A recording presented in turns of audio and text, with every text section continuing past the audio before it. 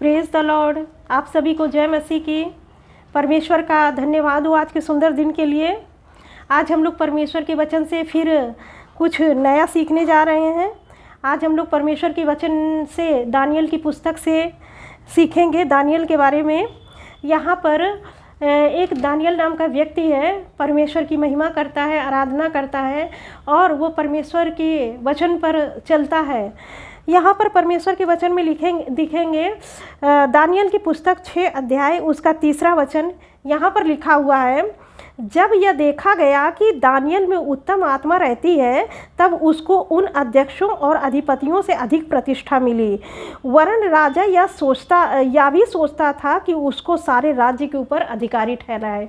यहाँ पर परमेश्वर का जो वचन बता रहा है कि दानियल जो था उसमें उत्तम आत्मा रहती थी, परमेश्वर की पवित्र आत्मा रहती थी और वो जो भी बात कहता था लोगों को, राजा को बताता था राज्य के बारे में, तो वो देखते था कि वो सक्सेस होता था काम और परमेश्वर उसके जीवन में कार्य कर रहा था और राजा जो था उससे बहुत ही ज़्यादा इम्प्रेस था। तो राजा उसे बहुत पसंद करता था, तो इसलिए राजा सोचा कि हम इसको अपने राज्य में सबसे ऊपर ठहराएं। लेकिन यहाँ पर एक बात हम देखेंगे कि जब ऐसा उन लोगों ने सोचा कि राजा ने सोचा कि दानियल को हम एक ऊंचे स्थान पर रखेंगे और सभी के ऊपर दानियल प्रभुता करेगा हमारे राज्य के ऊपर, तो ये बात जो वहाँ के लोग थे उन लोगों को अच्छी नहीं लगी। तो उन्होंने ये बात जब उन लोग को अच्छी नहीं लगी तो दानियल के विषय में षड्यंत्र रचने लगे और उसको मार डालने का ये लोग प्लान बनाने लगे। तो हम यहाँ पर देखेंगे तो ये लोग राजा के पास गए और राजा से कहा कि जब देख रहे थे कि दानियल में कोई भी कमी नहीं है, किसी बात में हम उसमें कमी नहीं निकाल सकते, हर एक बात में वो परफेक्ट काम करता था, तो सोचा एक बात है कि वो परमेश्वर की महिमा करता है, उसी बात को दोष लगा करके हम उसे नीचे गिरा सकते हैं। तो वो लोग क्या करते हैं, जो उसको षड्यंत्र में फंसाने वाले थे, तो वो लोग राजा के पास जाते हैं और क्या कहते हैं, यहाँ पर एक आज्ञा निकाली और कहा कि 30 दिन तक जो कोई हे राजा तुझे छोड़ किसी और मनुष्य या देवता से विनती करे, वह सिंहों की मांद में डाल दिया जाए। ये लोग राजा से ये कहते हैं और राजा क्या करता है, उस आज्ञा को क्या कर देता है, उस आज्ञा को दे देता है और कहता है कि ठीक है, और आज्ञा पत्र में वो साइन भी कर देता है। और फिर लेकिन जब ये आज्ञा निकलती है तो दानियल जो होता है, जब ये सुनता है तो वो सुन करके चुप रहता है, वो किसी पर दोष नहीं लगाता है। परमेश्वर का वचन कहता है कि लिखा हुआ है दानियल की पुस्तक 6 अध्याय उसके 10 वचन में, देखिए क्या लिखा है।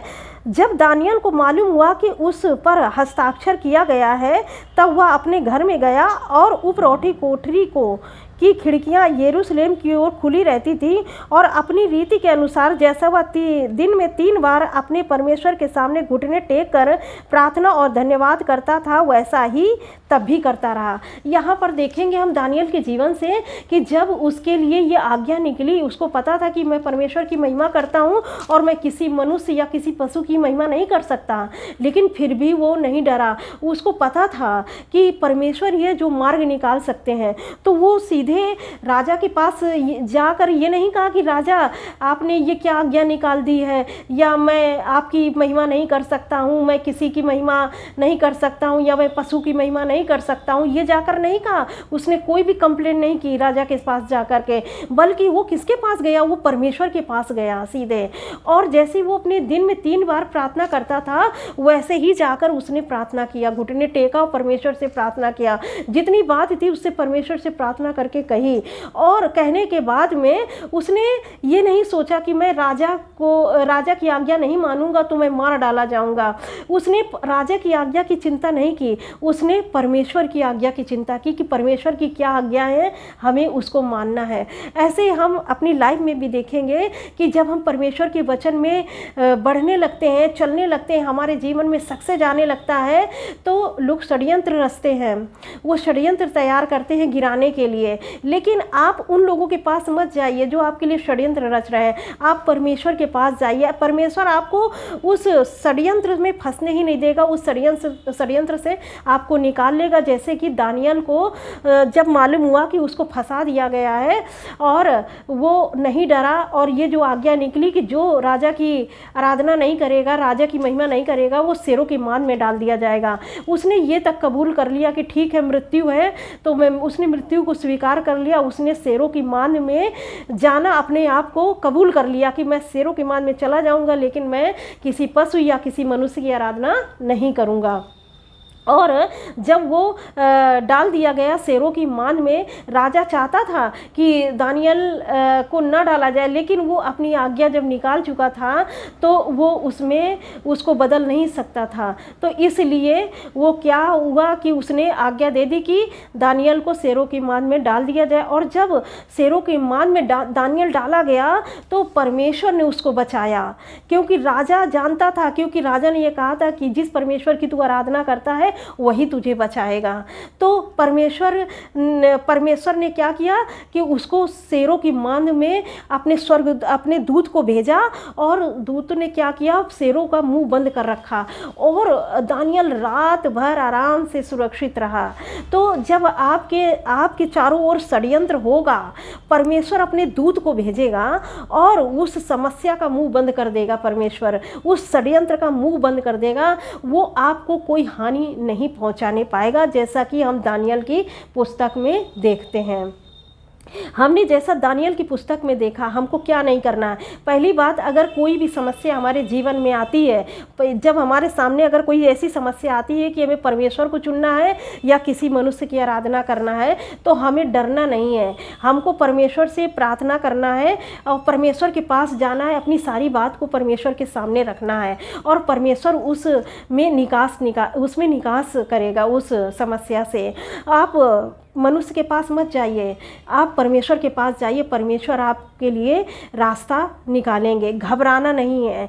और फिर हम देखेंगे कि परमेश्वर के वचन में ये देखेंगे कि हम जब समस्या में जाते हैं तो डरे नहीं, बल्कि विश्वास रखें।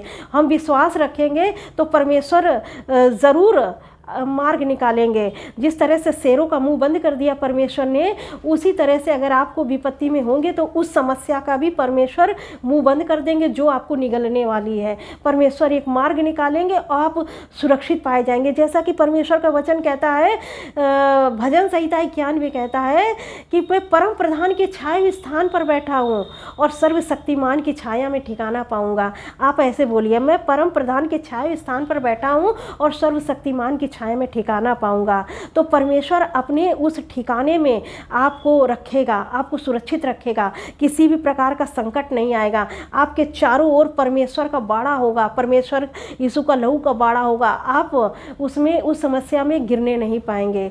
इसलिए हमको परमेश्वर पर विश्वास करें और उस पर आगे बढ़ें। परमेश्वर आपको इस वचन से बहुत आयत की आशीष दे। God bless you all. Thank you.